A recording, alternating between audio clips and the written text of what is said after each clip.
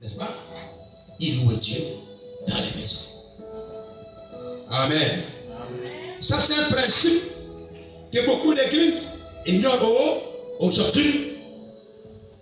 Bien-aimés dans le Seigneur, je ne sais pas les quartiers de Mouela.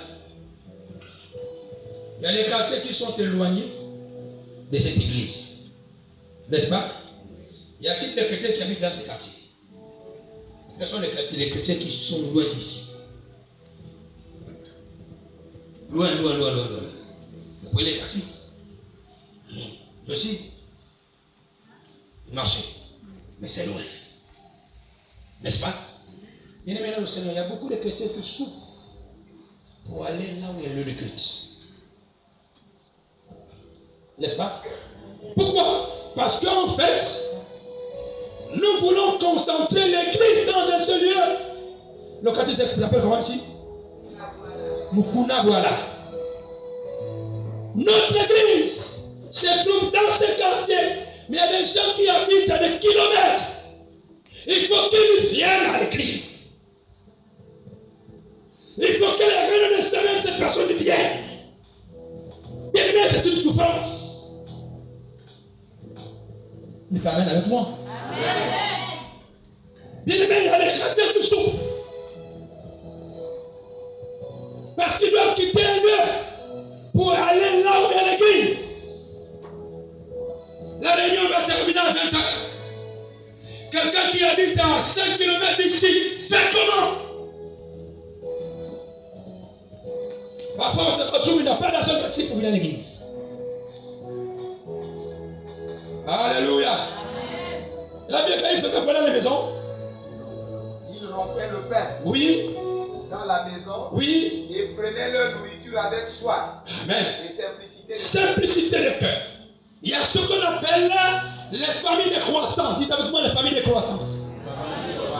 Je voudrais bien aimer, pasteur, docteur. Vous deviez adopter le système de famille de quoi? De croissance. Ça veut dire. Frère, viens. Tu es dans quel quartier? Au camp militaire. Le frère est au camp militaire. C'est un chant. C'est ça, non? Que Dieu te bénisse. J'ai apprécié quelques louanges là-bas. C'était quand même hier. Jeudi. Nous amenons dans une adoration. Merci beaucoup. Que Dieu te bénisse. Alors, si Dieu fait grâce pour ce frère au camp militaire, là où il est là-bas, dans ce quartier, n'est-ce pas? Il a une maison. Il doit mettre en place une famille de quoi? De croissance. Pour que les chrétiens qui sont de ce côté se retrouvent de temps en temps chez lui. Alléluia. Il s'adore le Seigneur. Il loue Dieu. Il partage le Père avec simplicité. Est-ce que vous comprenez ça? Cela empêcherait que les gens quittent là-bas de temps en temps pour se retrouver ici. Est-ce que vous comprenez ce que je suis en train de dire? Ce sont des familles de quoi? De croissance. Alors comment ça fonctionne? Cette unité de foi. Il est avec moi. Je viens de bâtir l'église. C'est mon premier ouvrier. Amen. Amen. Je le forme. Je le forme avec la pensée d'aller lui aussi chercher quelqu'un d'autre. Amen. Amen. Lui et moi, nous sommes combien? Nous sommes à deux. Moi, je suis le pasteur. Lui, c'est le fidèle. Je le forme. Amen. Amen. Quand il a déjà reçu de la formation, lui, il sait qu'il ne doit pas rester stérile. Il doit aller chercher. Amen. Il va chercher. Pas quelqu'un. Tu l'amènes. Voilà. Ah, ça c'est. J'arrive. Ah, vraiment que Dieu bénisse. Alléluia. Amen. Ils sont dans le travail. Ce que moi j'ai mis en lui, et lui il va commencer à mettre dans la vie de la sœur. Est-ce que vous comprenez ça? Maintenant, la prochaine mission, il ne sera plus seul. Quand ils vont sortir, elle, le frère et la sœur, chacun va aller prendre une personne. Qu'est-ce qu'ils ont fait? Ils sont en train de faire augmenter leur famille de quoi? De croissance. Allez-y chercher. Prenez.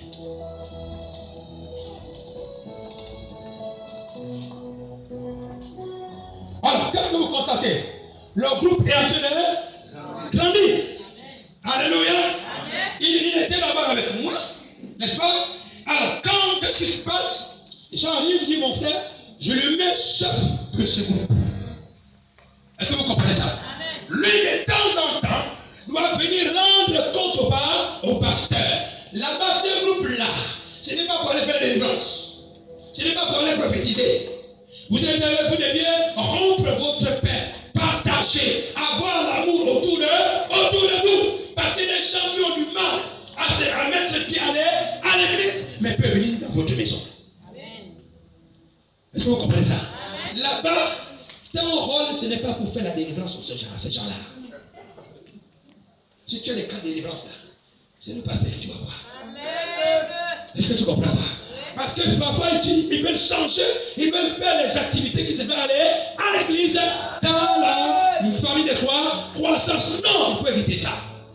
La famille de croissance n'est pas une église, c'est une famille qui permet aux gens de grandir dans l'amour. Alléluia. Si vous commencez à venir faire les activités de l'église dans votre famille de croissance, vous commencez à perdre la vision. Amen. Alors lui, il est maintenant le vrai responsable. Et il est encore. Est-ce que tu connais le nom de tous qui sont avec toi là? D'accord. Est-ce que tu les rends visite? D'accord. Vous voyez, sa mission, il doit connaître le nom de tout le monde. Il doit connaître leur maison. Est-ce que vous voyez ça? Si lui a une difficulté, tous vont cotiser pour l'aider. Est-ce que vous voyez ça? Donc en fait, il vit dans l'amour. Amen. Alors allez-y, cherchez d'autres encore.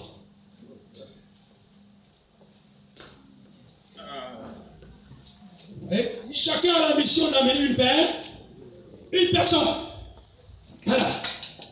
Voilà. Alors, vous voyez ça? Et il est le responsable. Vous voyez que son groupe a grandi. Alléluia. Alors, il aura tellement de difficulté de gérer tout le monde. Qu'est-ce qu'il fait? Allez, on va scinder le groupe en deux. C'est l'autre groupe, n'est-ce pas? Ça, c'est notre groupe. C'est elle qui a commencé avec lui. N'est-ce pas? Et elle devient maintenant responsable du deuxième groupe. Est-ce que vous comprenez ça? Amen. Alors, elle fait les activités. Alors, vous faites le travail pour faire agrandir votre groupe. Vous aussi maintenant. Allez-y.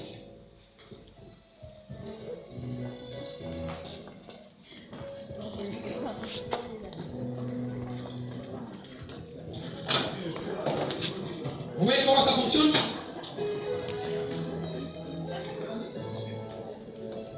Alors, le premier groupe, l'autre groupe vient ici.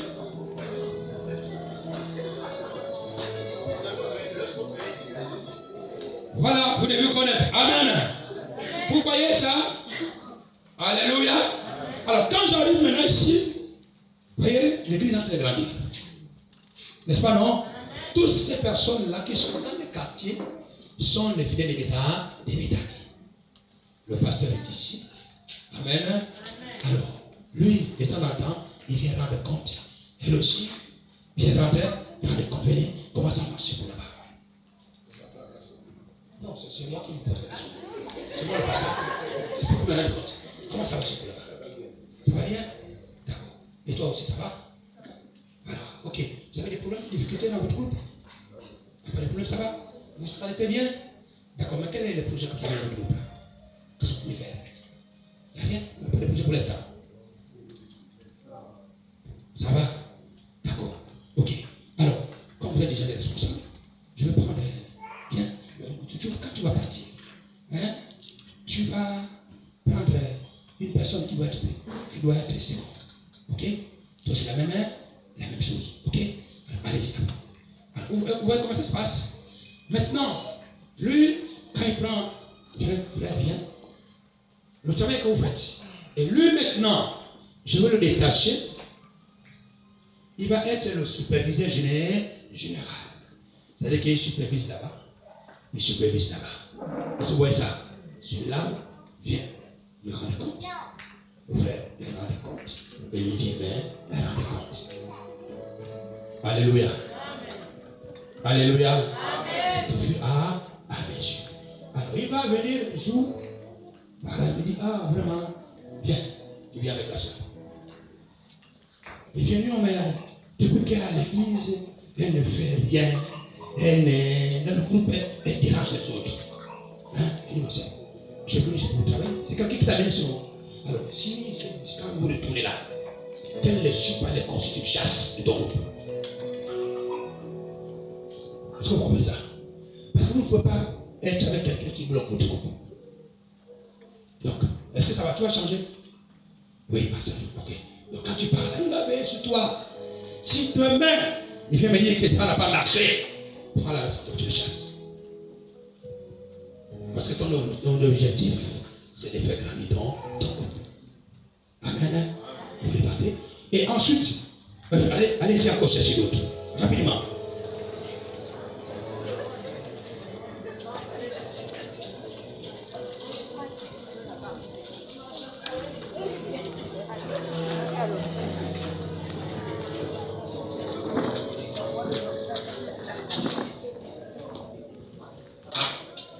Amen.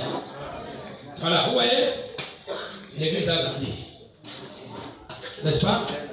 Alors, quand ça grandit comme ça, on divise ce groupe. Ici, on divise l'autre groupe. Vous voyez ça? Ce sont les familles de gloire de croissance. C'est-à-dire que dans chaque quartier, il doit y avoir une famille de gloire de croissance, là où les gens peuvent facilement aller communier avec les autres. Amen. Amen. Amen. Ce système fait croître l'église. Maintenant, vous allez vous rendre compte qu'il y a un culte. Vous voulez que tout le monde arrive. Vous allez voir que si là-bas il y a 50, le jour que vous vous retrouvez, l'église est remplie. Alléluia. Ce sont les stratégies que nous faisons, qui nous permettent de croître l'église. Amen. Mais là-bas, ce n'est pas pour aller faire des dépenses. Là-bas, ce n'est pas pour aller faire des prophéties. Alléluia. Ne prenez pas le programme de l'église pour l'amener à la gloire et croissance. Non. Votre mission, c'est la communion fraternelle. Partagez votre pain avec simplicité de cœur.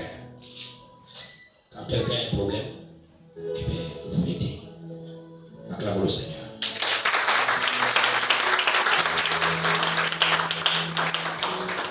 Ok, on va terminer avec le dernier point. Jusqu'à la fin. Alors, nous avions le dernier principe, c'est le principe de foi. La foi.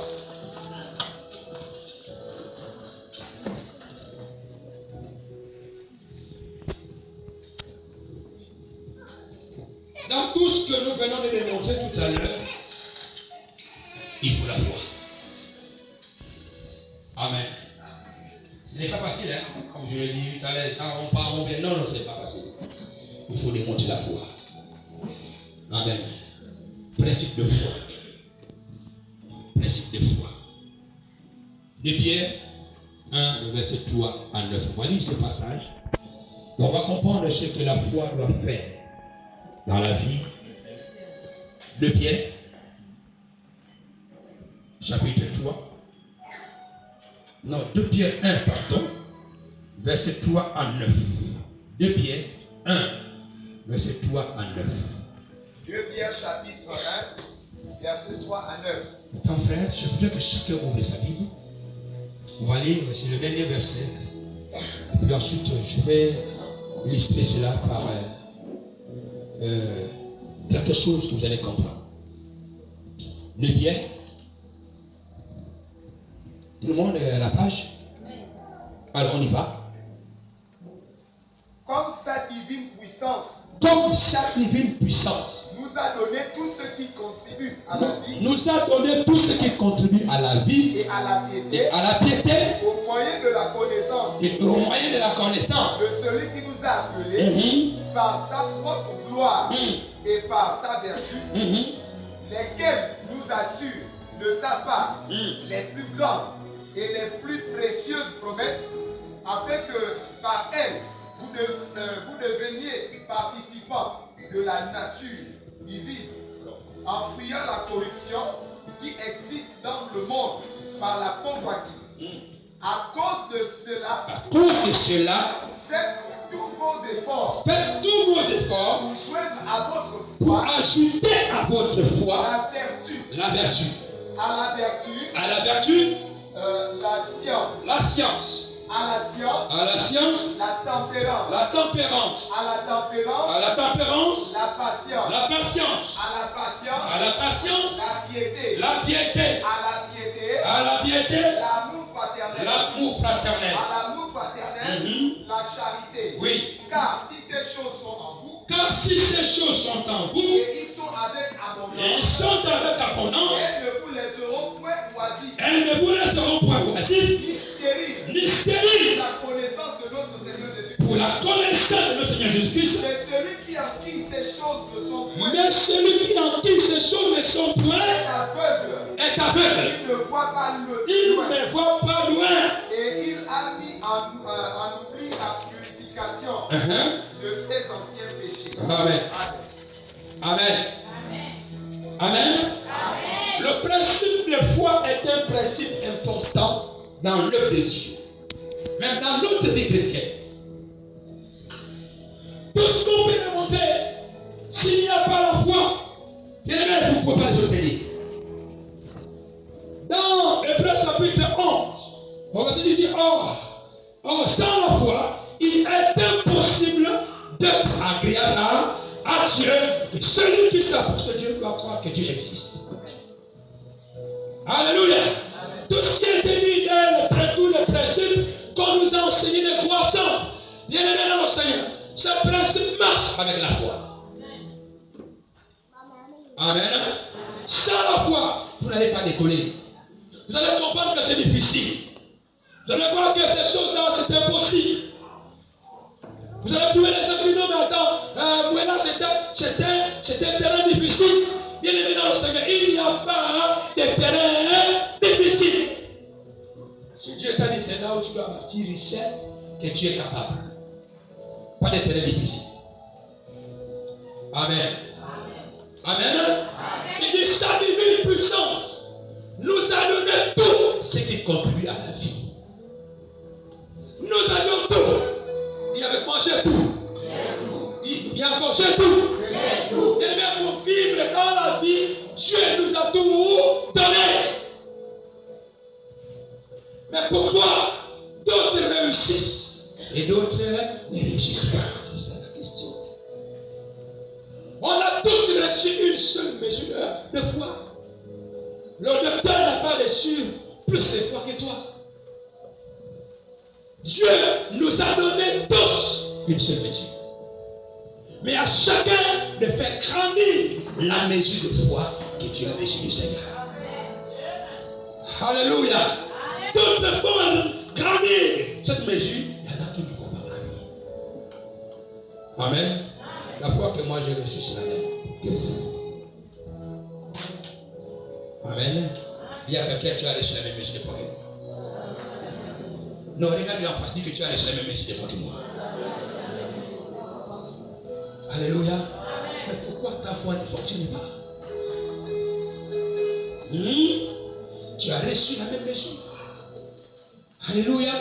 Mais qu'est-ce qui se passe? On a tout, on pleure. Frère, on y va. À cause de cela, qu'est-ce qu'on doit faire? Parce que la foi, il y a des éléments pour fonctionner. Il y a la foi générale que le Seigneur a donnée à tout le monde pour vivre la vie chrétienne. Mais la foi qui déplace les montagnes, il y a des éléments qui l'entendent. Il y a quelqu'un qui dit, moi j'ai la foi, mais tu es capable de faire déplacer une montagne. Quand les problèmes arrivent, tu commences à courir chez le pasteur. Mais ta foi que tu cries tous les jours chez la foi, c'est où? La foi doit être encadrée. Dis avec moi, la foi doit être encadrée.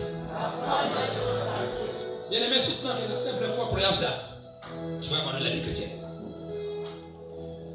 Parce qu'il y a des gens difficiles même à aimer sur la terre. Mais pour les aimer, il faut avoir la foi. Quelqu'un qui t'a fait mal, qui a tué même ton parent.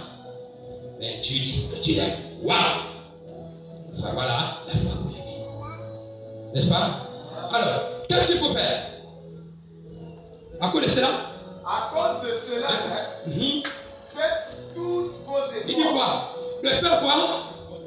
Tous vos efforts. On doit faire des efforts pour faire quoi? Pour joindre à votre foi. Pour ajouter à quoi? À votre foi. Il y a des sujets à la foi, mais il y a des éléments que tu dois faire des efforts pour ajouter à ta foi. Est-ce que tu comprends quelque chose? Premier élément que tu dois ajouter à ta foi, c'est quoi? La vertu. La vertu, le bon caractère. Alléluia. Bien-aimé, la vertu, le respect des choses sacrées. Ça va? Est-ce que vous comprenez ça? Bien-aimé, vous pouvez avoir la foi, mais si votre caractère est mauvais, votre comportement n'est pas un comportement d'un enfant de Dieu, il y aura des choses qui vont vous échapper. Faites tous vos efforts. Nous sommes dans un monde difficile. Nous sommes dans un monde difficile. Bien-aimé, où le ciel tente de nous briser le cœur. Mais il fait tous tes efforts pour ajouter à ta foi au bon caractère. Alléluia. Vous savez, les gens vont avoir un don de miracle. Les gens vont vous suivre. Mais si votre caractère est mauvais, ils ne vont pas s'asseoir. Ils viendront juste pour prendre le don que vous aviez. Vous avez donné des guérisons, priez pour eux. Ils sont guéris. Mais si votre caractère est mauvais, ils ne vont pas demeurer. Ils ont reçu ce qu'ils sont venus chercher. Ils partent. Amen. C'est pour ça que les enfants de Dieu doivent avoir des bons caractères, des bons comportements. Alléluia. Ensuite, après le caractère, qu'est-ce qu'il faut ajouter? La science. Il faut ajouter la science, la connaissance. Combien de personnes participent aux enseignements de semaine? Combien méditent la parole de Dieu? Combien prient? Et si on regarde un peu combien de temps tu passes devant nous là, c'est ça, non? C'est tout ça, non? Voilà. Beaucoup passent du temps devant la télévision. Dans beaucoup de choses. Et ils oublient que la connaissance de la parole de Dieu est un élément qui doit être ajouté à leur foi. Amen. Après la connaissance, qu'est-ce qu'il faut? La tempérance. Il faut ajouter la tempérance et le doux. Il y a des gens que tu m'attaques, je t'attaque. C'est ça, non? Voilà, tu me chutes, je te rends. Ouais. Il y a des gens comme ça. Moi, je ne fais pas comme ça. C'est pas parce qu'on est mieux que tiens. Tu me touches, moi je te touche. C'est ça, non? Ils ne sont pas doux. Amen. Quelque chose de bon. La patience. Patience. Patience. Patience. Maintenant, ils ne sont pas patients. Ils veulent que les petits contacts. Tout de suite. Frère, c'est ton épouse. D'accord. Vous savez, il y a certains hommes qui ne sont pas patients. La femme veut arriver, la femme sont. Vous savez, chrétienne ne marche pas vraiment. Mais il veut que, comme je suis pasteur, ma femme aussi doit faire la même chose. Ce n'est pas possible. Je la passe. Alléluia. Alléluia. Alléluia. N'est-ce pas, tu parles à l'église, non? Hein? En d'autres termes, je ne suis pas. Non, je suis patient. Prie. Prie. Alors qu'ils ne sont pas patients. Il va quelqu'un qui a demandé tout de suite, bam, il faut que ça arrive. Si ça n'a pas arrivé, là, waouh. C'est beaucoup de choses. Il y a quelqu'un qui soit patient. Ensuite, la piété. La piété. Ensuite, l'amour. L'amour. Ensuite, La charité. Là, la charité, l'amour, ok. L'amour. C'est bon? Ensuite, continue. Si ces choses sont en vous et ils sont avec abondance, elles ne vous laisseront point oisifs. Alléluia. Ni stériles pour la connaissance de notre Seigneur Jésus. D'accord. Ici. Mais celui en qui ces choses ne sont point est aveugle. D'accord. Il ne voit pas de loin. Wow. Et il a mis en oubli la purification de ses anciens péchés. D'accord. Amen. Je vais illustrer ce que je viens de dire tout à l'heure. J'ai besoin d'une chaise.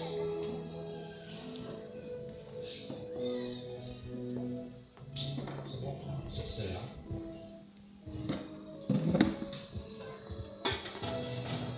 Bien.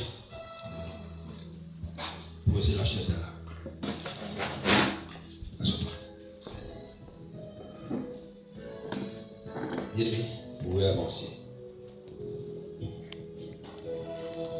Mettez-vous les pieds. Lui là, vous savez comment on l'appelle? C'est l'homme qui a la foi. Amen.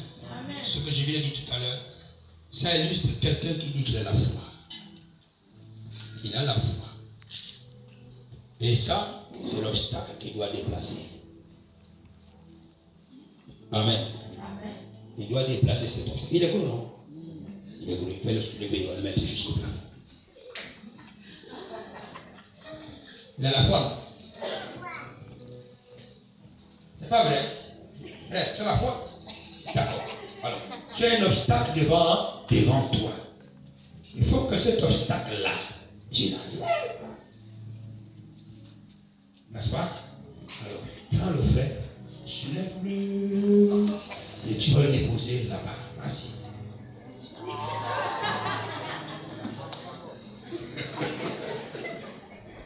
Tu peux pas. C'est lourd, non? Vous voyez, il y a des obstacles. Quand nous avions la foi naturelle, la foi que nous avions en Jésus-Christ, qu'on ne peut pas déplacer cet obstacle. Amen. Maintenant, frère, on va Amen. On va démontrer ce qu'on vient de dire tout à l'heure. Parce que ces garçons, ces frères bien-aimés, ne peuvent pas déplacer cet obstacle parce qu'il lui manque beaucoup d'éléments. Il t'amène avec moi. Alors il dit, il doit faire tous ces efforts. Pourquoi faire? Pour ajouter quoi? La vertu. Pour ajouter à sa foi, on appelle quoi? La vertu. Frère, bien, je sais que tu fais la sécurité. Alors, il va falloir travailler son caractère. Amen. Il a travaillé son caractère, même sur le pouce. Il ne réagit plus, il est mort en Christ. Qu'est-ce qui s'est passé? Il a fait tous ses efforts pour éliminer son mauvais caractère et acquérir un bon caractère. Et ça vient avec lui. Amen. Amen. Alors, après le bon caractère, qu'est-ce qu'il doit faire encore? La science. Il doit ajouter. Laissez-moi un peu, je vous parle plus.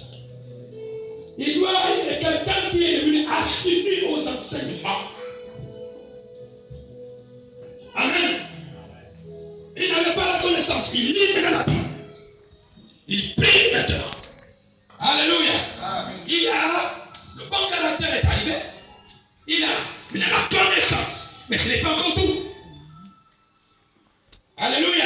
Amen. Là encore, il aura même du mal encore à soulever. Ensuite, qu'est-ce qu'il y a? La tempérance. La tempérance.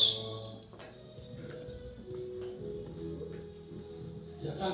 Bien. C'est pas grave, mais les femmes sont. Tempérance.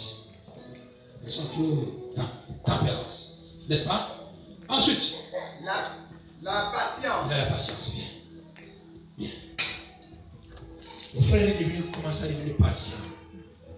Il n'impose plus aux gens d'être comme lui. Hein? Quand il voit la situation d'un frère, il se dit, je vais patienter. Ensuite, la piété. La piété, bien. Voilà. Après la piété, qu'est-ce qu'il a? L'amour. Il a l'amour. Il a l'amour. Moi, j'aime bien. Je viens. Ensuite, non, il y avait l'amour, il y a la communion fraternelle. La charité. La charité, la communion fraternelle. C'est-à-dire qu'en fait, il aide. Amen, amen, amen. Amen. Waouh. Ok, mon frère, viens d'abord. D'accord. Acclamons le Seigneur. Alors, regardez. Il dit quoi? Celui qui est. La suite. Si ces choses ne sont en vous. Si ces choses sont en vous. Si ces choses-là sont en lui. Et ils sont avec abondance. Ils sont avec abondance. Elles ne vous laisseront point oisifs. Il ne sera pas oisif. Ni stérile. Il ne sera pas stérile. Pour la connaissance de notre Seigneur Jésus-Christ. Amen. Il faut que toutes ces choses soient en lui. Il ne sera pas stérile. Ce qu'il va faire va réussir. Est-ce que vous comprenez ça? Mais il dit si ces choses-là ne sont pas en lui, il est aveugle. Il va rien produire. Amen. Alors cet homme, ce bien-aimé a travaillé. Il a fait tous ses efforts pour jouer dans sa vie tous ces éléments qui manquaient. Il a désormais le bon caractère, la connaissance de la parole de Dieu. Il est patient, il a l'amour, il a tous ces éléments qu'on a cités. Bien-aimé, le bien-aimé, le frère, comment tu l'appelles? Le frère Anissé ne va plus commencer à hésiter et déplacer l'obstacle. Est-ce que vous comprenez ça? Alors chacun va prendre, attraper un côté de la chaise. Vous attrapez, vous ne soulevez pas. Vous attrapez, chacun prend. Non, que chacun attrape solidement. Amen. Regardez ce qui va se faire. Anissé a la force. Anissé est renforcé, il a tous les éléments. Amen. Bon, Anissé, allez se soulever. Vous voyez ça? Alléluia. Alors, allez se laisser là-bas, les voilà.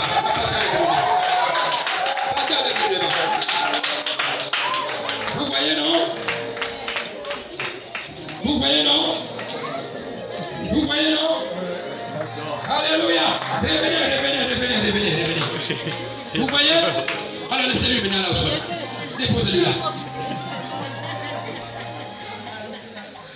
Qu'est-ce qui s'est passé? Vous avez soulevé. Pourquoi tu n'as pas la vous déplacer? Parce que tu étais seul. Il y avait des choses qui manquaient en toi.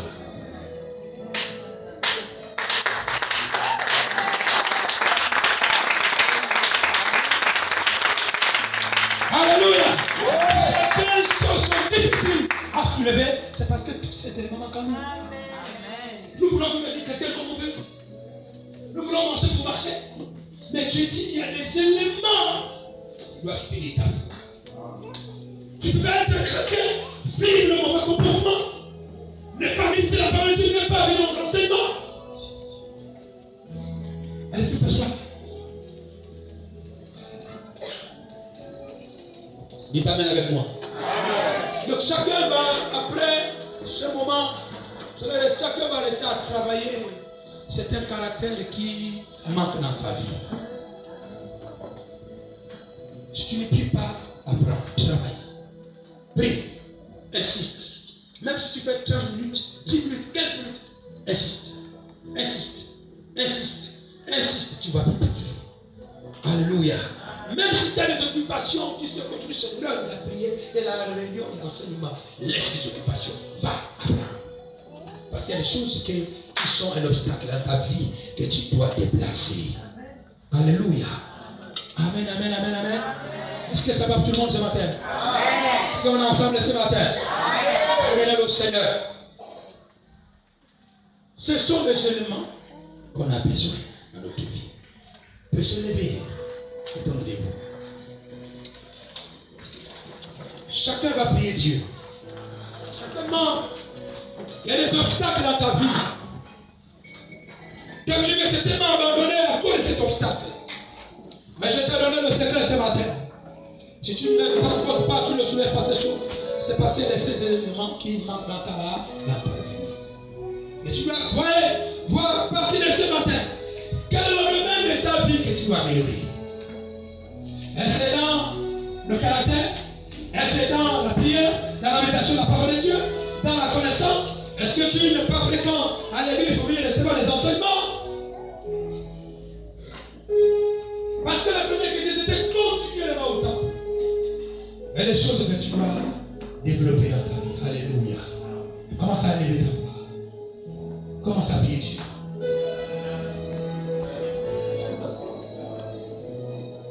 Tu es le Dieu qui ne ment pas. Tout ce que tu as déclaré ce matin par ma bouche, Seigneur, est un accomplissement dans ce ministère. Seigneur, que tous les ouvriers de ce ministère, Seigneur, soient favorisés par toi au nom de Jésus. Seigneur, ta parole déclare que la moisson est grande, mais il y a peu d'ouvriers. C'est pour cela, ce matin, je te prie, Père, toi qui es le maître de la moisson, toi qui es le maître des ouvriers, Seigneur, envoie les ouvriers. Père, que cette maison, Seigneur, ne manque pas d'ouvriers. Et que chaque jour, envoie dans cette église ceux-là qui sont sauvés. Que celui qui prend, Seigneur, des hommes perdus, les amener dans ce lieu, afin de pouvoir célébrer ton nom. Seigneur, tu es Dieu. Père, ce mois d'août 2023, c'est un mois, Seigneur, d'élection présidentielle et toute autre élection dans notre pays. Ma prière ce matin, c'est d'accorder une protection divine à tes enfants. Peu importe là où ils seront, Seigneur, que l'ange de l'Éternel campe autour d'eux. Et tu les accompagnes partout. Seigneur, nous refusons des accidents pendant ce moment. Nous refusons des morts prématurées au nom de Jésus. Nous refusons des AVC. Toutes sortes de maladies soient annulées au nom de Jésus-Christ. Et j'annule tout décret, Seigneur, décrété contre la vie des enfants de cette église. Que ces décrets maléfiques soient annulés dans le nom puissant de Jésus-Christ de Nazareth. Seigneur, pourvois aux besoins matériels, spirituels, financiers de tes enfants. Seigneur, que tous ceux qui ont pris des engagements ce matin pour embellir, Seigneur, cette maison, que rien ne manque à partir d'aujourd'hui dans leur maison, mon Père. Pour voir continuellement à leurs besoins. Seigneur, je chasse tout dévoreur. Tout ce qui menace leurs finances, tout ce qui menace leur famille, soit chassé au nom de Jésus-Christ. Seigneur, merci pour tout ce que tu fais. Je viens te bénir, Seigneur, pour cet endroit. Seigneur, tu es celui qui prend ce qui appartient au monde, qui donne à tes enfants. Seigneur, tous les jours, tes enfants te bénissent en ce lieu. Je te prie, Père, de ton ange. Seigneur, décide, Seigneur, de l'obtention de cet endroit. Parce que tu es le Dieu tout-puissant. Seigneur, tu ne nous as pas appelés à être locataires, mais tu nous as appelés à être propriétaires. C'est pour ça, mon Père, je prie que le cœur de propriétaire de cet endroit soit disposé, Seigneur, à t'ouvrir, Seigneur, ce qui est agréable à toi. Je viens te bénir parce que je sais que tu le feras. Seigneur, si tu mets ces paroles dans ma bouche, parce que dans le ciel, tout a été déjà organisé. Et que nous ferons l'accomplissement de ces choses dans le nom de Jésus-Christ. Merci, mon Dieu, parce que tous les obstacles, toute l'opposition est annulée au nom de Jésus et la voie est désormais libre pour la bénédiction de cet endroit. Parce que ta parole déclare, là où on la plante, vos pieds roulera, vous aurez possession de ce lieu. Permettez qu'on foule cet endroit ce matin.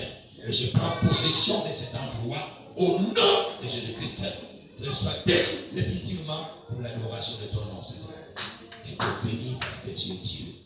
Merci, mon Dieu, pour toutes ces personnes. Je viens te prier, Seigneur, pour le couple de cette église. Car je prie que tu mettes la paix. Je veux dire le message que chaque couple a un dossier. Mais peu importe le dossier que tes enfants gèrent, nous savons que tu es au-dessus de tout. Tu trouveras des solutions. Là où les gens sont prêts au divorce, c'est tu relèveras maintenant. Là où les gens ne sont plus dans la communion, rien de Seigneur, que tu les ramènes à être unis. Mais je te prie maintenant pour les enfants. nom de Jésus-Christ. Tous les enfants rebelles, Seigneur, soient ramenés à toi. Tous les enfants qui ne te connaissent pas, mon Père, soient ramenés à toi. Dans le nom de Jésus-Christ, mon Père. Je refuse les pleurs dans cette église. Je refuse les gémissements et les douleurs dans cette église. Mais je veux la paix que je règne dans chaque cœur. Merci, mon Dieu, pour cela. Père, je vais passer aussi à ceux-là qui ne sont pas encore mariés, qui sont, Seigneur, à la recherche de te marier, parce que ta parole déclare que chaque femme est son mari, et chaque mari est sa femme, Seigneur. Père, je prie maintenant que ceux-là, Seigneur, qui ne sont pas mariés, s'accomplissent, et que ton nom soit glorifié enfin, que le mariage soit dans cette église. Béni sois-tu, mon Père. Béni chaque personne. Tous ceux qui travaillent, mon Père, je proclame les avancements dans leur travail, Seigneur. Tous ceux qui font le commerce, mon Père, prospèrent dans le nom de Jésus-Christ. Tout ce que tes enfants vont toucher avec la main fleurissent au nom de Jésus-Christ. Et que Père, la bénédiction de Dieu le Père soit dans chacun d'entre nous. Merci. Que ce ministère qui est une prospérité financière, que l'argent puisse couler, Seigneur, touche les hommes qui ont de l'argent dans cette ville afin de bénir ces ministères. Au nom de Jésus-Christ. C'est toi, Père, qui donne.